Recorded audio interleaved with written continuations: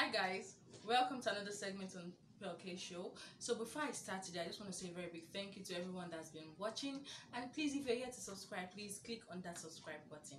So today we're going to be talking about women and children, and we have a very fantastic guest. After the break, we'll bring our guest to you. So don't touch that dial, just stay tuned.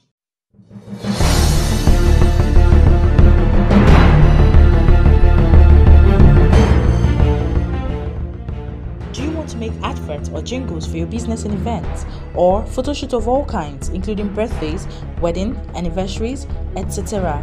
Pelke Studios has got you covered. Follow us on Instagram at Pelke Studio or call and WhatsApp us at 09065121995. You can also subscribe to our YouTube channel at The Pelke Show for social, health, and business issues. Pelke Studios, everything beautiful. So guys, welcome back from that very short break. So we have our guest now. Her name is Mrs. Ene Hassan. So she's here with us today in the studio. So Mrs. Ene, welcome ma. Thank you so much. I'm so glad to have you in the show today. Yeah, thank you for having me. Okay. So today we're talking about women and children in society. So what do you think about nagging women? Nagging. Wow. A lot of men don't like women that nag. They call it noise. Call them noisemakers that just keep sounding and sounding the same issue all over. Like it doesn't make, if you make your point, just leave it there. When you nag a lot, you tend to push your man away. Most men don't like noisemakers. So when you keep nagging, okay, you've made your point, and then you keep repeating, nagging, he will go away. He will move out of the house. And the most important thing is to always have your man contained in your space. And when he goes outside your space that you don't know anything, you don't know, have an idea of what's happening, then that's where the problem is. Oh. So do you really think women can ever keep quiet? We have to control ourselves. It is in our nature to talk. I think God has made us that way, but we should try. I think we have to talk to ourselves. Sometimes I nag and I tell myself, I'm beginning to nag. Then you calm down. You've made your point, just calm down. So they hear, they hear, but they pretend like they don't hear. So you try, when you've made your point, just stay calm. You can just walk away, go to the other room. He has heard. That's the thing. So women, we can learn to keep quiet if we try harder. Okay, we have to try harder. I have to try harder. Yeah. Okay, so about children, I've seen where parents argue in front of children. As a mother, is it right for a parent, a mother especially, to argue in front of her child? No, it's not right. It's not right. Children learn a lot. They're fast learners. Sometimes you don't even know when they copy things from you. So whatever you're doing, just be very conscious. I have a 2-year-old, and there was a time I told her, she was like, "Mommy, you're blocking my view." And I was not like, "No, it's not blocking my view, you're obstructing my view." And I said it, and I was like, I think this word is very enormous for this child. And I think after 3 days, unconsciously, I was obstructing her view. And she said, "Mom, you're obstructing my view." And I was like, wow. So you see, they learn. We're in a fast-paced world now that children learn. So when you argue in front of them, they tend to pick, and the bad habits are better picked very fast than even the good ones. So they tend to pick.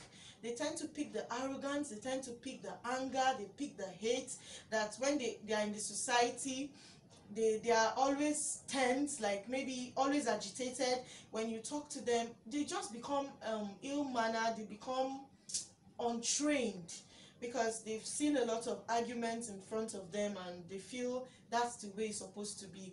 So they are quick to being angry, they are quick to being violent, and it's not healthy at all. Okay, so what some people say why they argue in front of their children is so that their children, as a mother, so their children can see what their fathers are doing, so they can, if they want to hate the father, they can actually hate the father.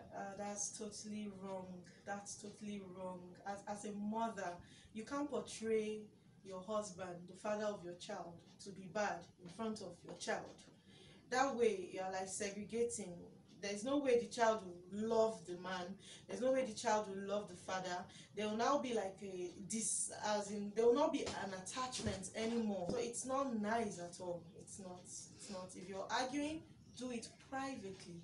And if your husband is wrong or I'm wrong, let it be private. Let's settle our differences amicably, privately. Oh, amicably private. But what Yeah. if the father is actually, maybe he's bad, he's cheating, he's beating the mother and all that? It still has to be private, because no matter what, you can't portray negative vibes around children. They tend to pick it. Even if the father is bad, the father is cheating, it's a negative vibe that you're telling your child. You can't portray it. It's not right at all. Settle it amicably, privately. I think maybe when they tend to grow, when they're like teenagers, then that way you could sit them down and like, this is what your dad is doing. Please, I want you to talk to him. That way they now know their right from their wrong, and they know that yes, their dad is actually wrong.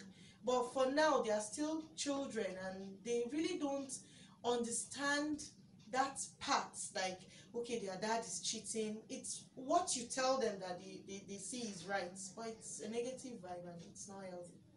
Okay, so what effect do you think it has on these children later in the future? Those children will be arrogant. They'll be untrained.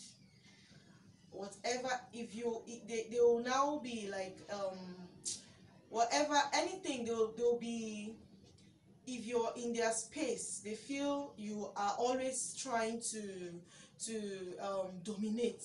So they feel they are always they are always thrown off balance. There's no self-confidence, there's no self-esteem. They have low self-esteem. So it's not nice at all. There's always negative energies associated with those children. Those are not the kind of children we tend bringing up in the future. Okay, so as a mother, so what advice would you give to other mothers out there?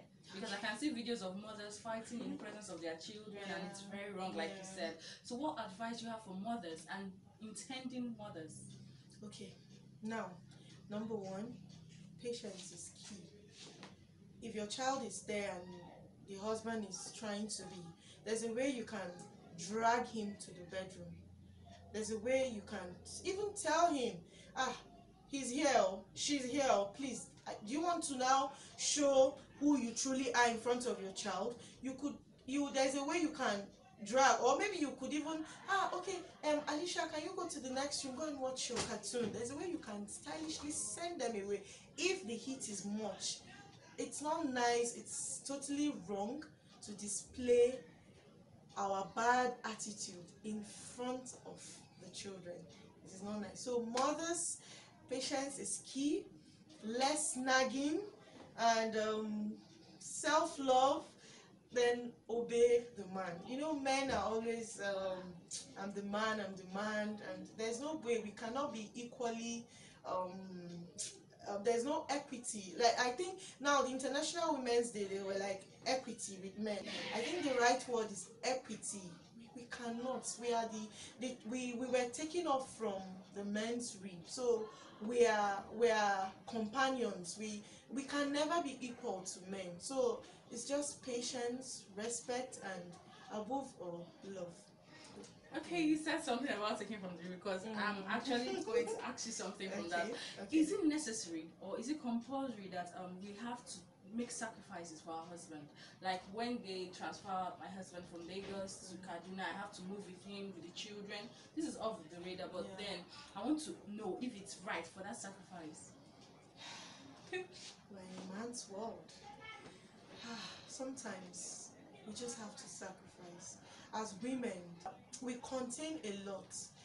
We should have more patience, we should have more tolerance, we sacrifice a lot. That is why we are inbuilt. We are strong. Women are very strong. So no matter what, I feel the husband is key. Husband is the head of the womb. Like I said earlier, it is better you have him in your space than having him out of your space. It is not safe at all. So Okay, so I think I've learned a lot today. I hope you guys have learned too. So thank you, Ma, for coming on the show today. thank you for I hope having we will me. see you some other time on this same show. Definitely, sure. Okay, thank you very much. So we've heard from the mother herself. So thank you guys for watching today's show. So if you've forgotten to subscribe, please subscribe on that button. Yes, that one you're looking at, that button down there. Subscribe, and on the next show we're bringing you something spectacular. Keep watching the PLK show. Until next time, I still remain your girl, Onyechikalu. Thank you.